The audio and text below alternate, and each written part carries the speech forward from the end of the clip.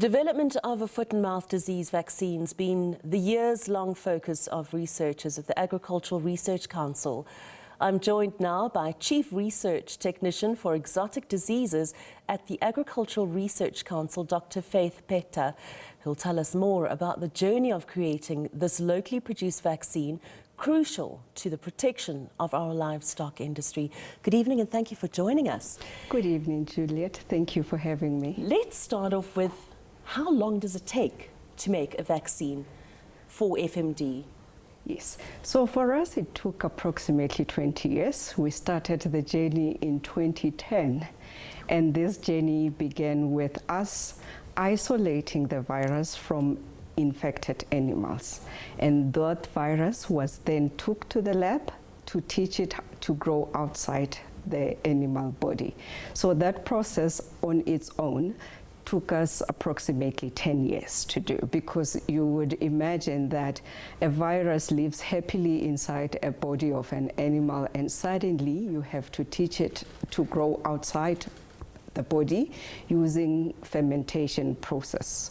So in that regard, we taught the virus to replicate within the bioreactor or fermenter and then grow in such huge numbers that will enable us to make the vaccine out of.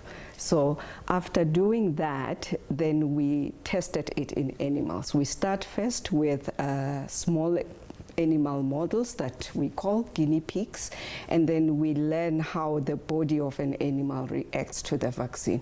So creating a vaccine, because viruses are infectious by nature, we need to also inactivate them so that when we inject it into the animal, eventually it doesn't cause diseases. But then the body of an animal recognizes the shape of the virus without its infectivity properties, and then it will mount antibodies against that.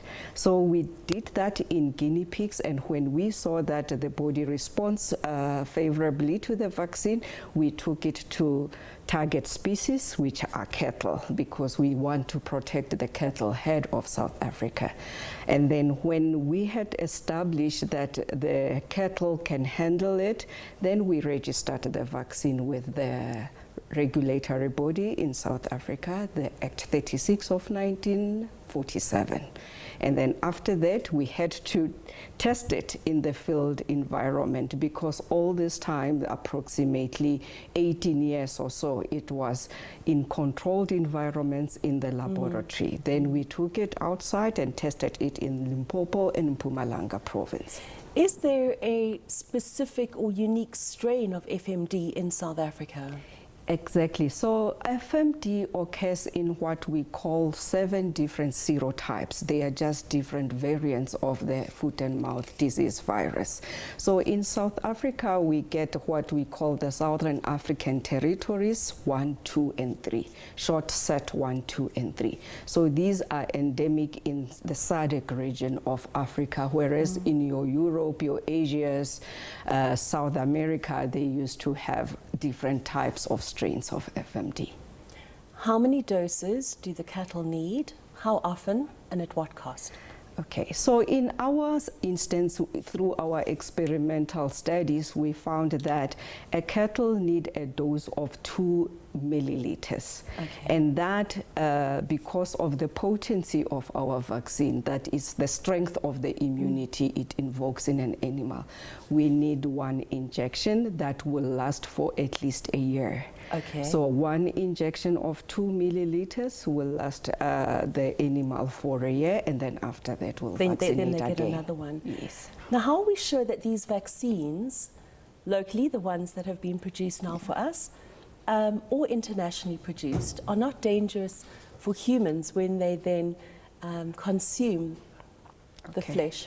So as part of regulatory and quality assurance requirements, we have to show safety of first to the animal that we inject, that it is not going to cause adverse reactions to it, and also the effects after that, meat production. But FMD is known not to infect human in any way. Right. So it doesn't have any residual effect that first harms the animal animal itself, and by inference, the meat eater when it is finally slaughtered.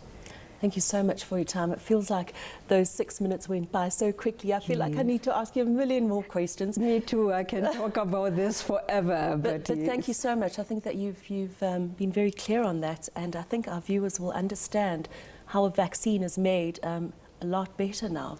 And then all the best with it, for the rollout of the vaccines. Thank you for having us. Well, that was Chief Research Technician for Exotic Diseases at the Agricultural Research Council, Dr. Faith Peta.